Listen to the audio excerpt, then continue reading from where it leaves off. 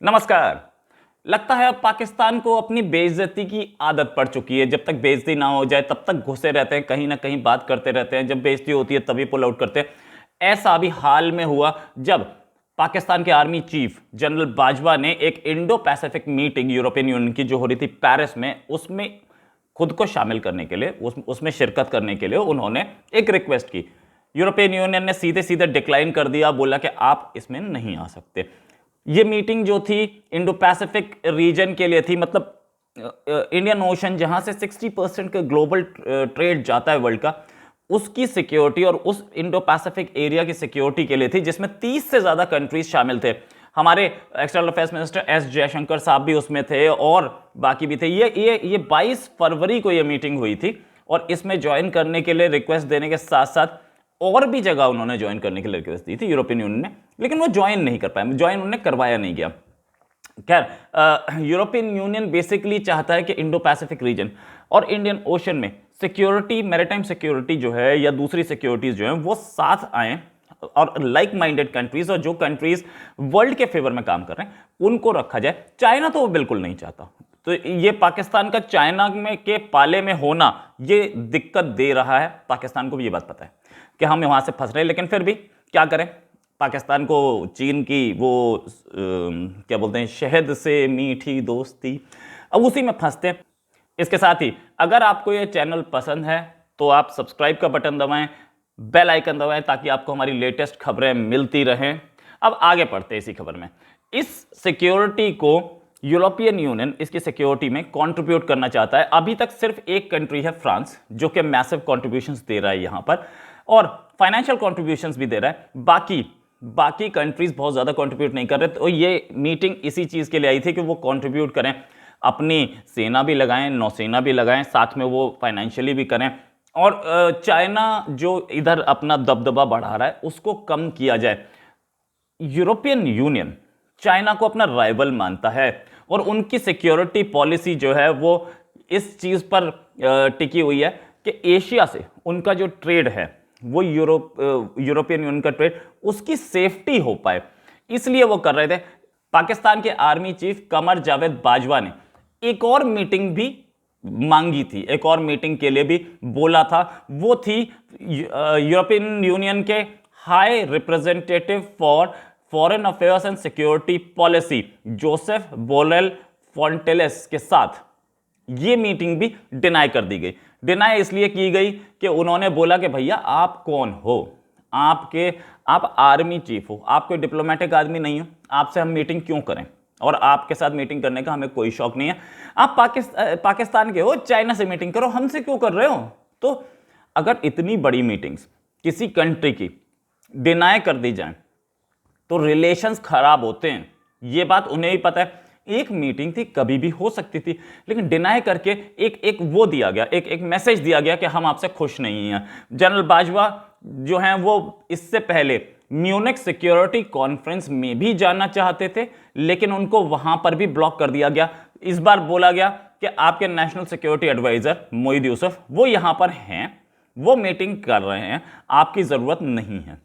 खैर, इसमें तो कोई शक नहीं कि जब एक आदमी वहां पे बैठा है, वो भी पॉलिटिकल आदमी बैठा है, तो वो दूसरा क्यों आएगा। लेकिन जनरल बाजवा को अब उनको भी ना एक शौक चढ़ गया है। आर्मी चीफ के साथ साथ वो ये शौक उनको ये चढ़ा है कि मैं प्रेसिडेंट मुशर्रफ की तरह हर मीटिंग में भी जाऊं। इमरान खान क्या कर रहे हैं, अंडे दे रहे हैं।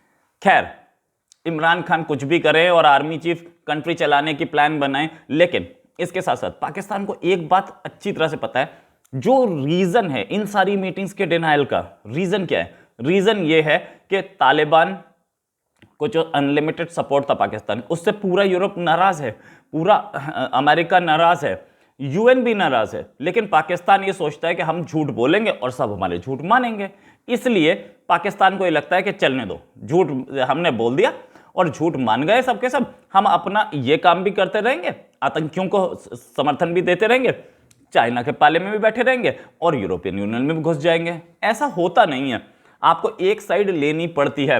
इंडिया की पॉलिसी भी तो बिल्कुल क्लियर है। पाकिस्तान के पॉलिसी मेकर्स, अगर आर्मी चीफ पाकिस्तान का पॉलिसी बनाएगा जिसको डिप्लोमैट्स रिपोर्ट नहीं करते हैं, तो वो ऐसे ही पॉलिसी बनेगी। क्या उनको ये भी नाराजगी है यूरोपियन यूनियन को कि फ्रेंच एम्बेसडर के खिलाफ पहले फ्रेंच एम्बेसडर को निकालने की बात की इमरान खान ने, उसके बाद इतने प्रोटेस्ट हुए और उसके बाद वहां पर इतना हंगामा हुआ। तो भाई एक और कंट्री का, यूरोपियन यूनियन के, इस समय तो प्रेसिडेंसी है फ्रांस के हाथ में, यूरोपियन यूनियन के एक आदमी जो कि एक मेंबर जो कि इतना इंपॉर्टेंट मेंबर है, आप उसके खिलाफ हंगामा कर रहे हैं, पूरी दुनिया को भड़का रहे हैं, तो यूरोपियन यूनियन माफ कर देगा आपको? अभी एफएटीएफ का रिजल्ट आ जाएगा, देखिए बहुत दिन से नहीं आया, काफी दिन से सेशन चल रहा है, आ जाना चाहिए, आएगा ना तो पता चलेगा क्या रिजल्ट आया। खैर इसमें भी, और दूसरा जो ये ब्लास्फेमस का के साथ जो ब्लास्फेमी लॉ है और ब्लास्फेमी का जो गेम है, इससे भी लोग परेशान हैं, इससे भी यूरोपियन यूनियन परेशान है। और ये चीज उन्होंने साफ बोली यूरोपियन यूनियन ने कि भैया ये बाजवा साहब आएंगे क्यों? आर्मी चीफ है, हम भी इज्जत करते हैं, सब इज्जत करते हैं, लेकिन बाजवा साहब का काम ये है क्या? बाजवा साहब का काम ये है कि वो किसी इंटरनेशनल कॉन्फ्रेंस में जाएं? क्यों जाएं? अगर आप अपनी कंट्री के इस्लामिक अफेयर्स मिनिस्टर को भेज देंगे तो वो मान लेंगे क्या? एक डिप्लोमेसी में एक बोलते हैं प्रोटोकॉल, ये प्रोटोकॉल्स कोई मानते नहीं हैं, या प्रोटोकॉल जानते नहीं हैं, या प्रोटोकॉल समझते नहीं हैं। आर्मी चीफ हर जगह घुसना चाहते हैं, फिर क्यों? अच्छा, इससे पहले आर्मी चीफ ने यूरोपियन यूनियन के यूरोपियन एक्सटर्नल एक्शन सर्विस के जनरल सेक्रेटरी से मीटिंग की थी, ये मैं मान सकता हूं, ये मीटिंग उन्होंने की भी।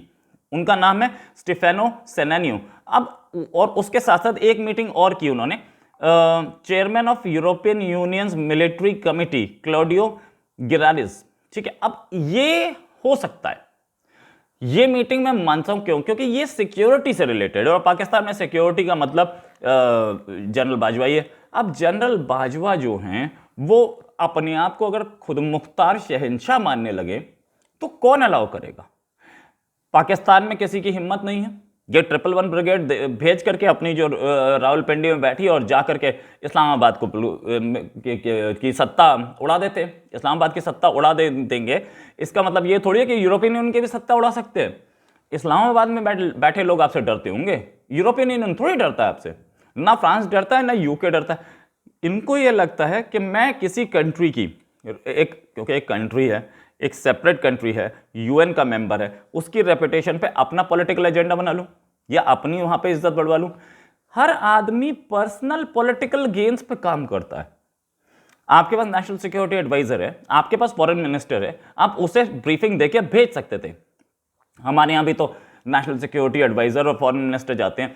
डिफेंस मिनिस्टर, पाकिस्तान के डिफेंस मिनिस्टर करते क्या हैं? जब गवर्नमेंट ही बाजवा चला रहे हैं, गवर्नमेंट की ही पॉलिसीज बाजवा से क्लियर होती हैं, तो डिफेंस मिनिस्टर क्या पॉलिसी बनाएंगे? डिफेंस मिनिस्टर रखा क्यों है पता नहीं। अच्छा, दूसरी चीज, जनरल बाजवा जो कि हाई प्रोफाइल विजिट्स में पाकिस्तान के प्राइम मिनिस्टर के साथ जाते हैं, और किस कंट्री का जनरल जाता है?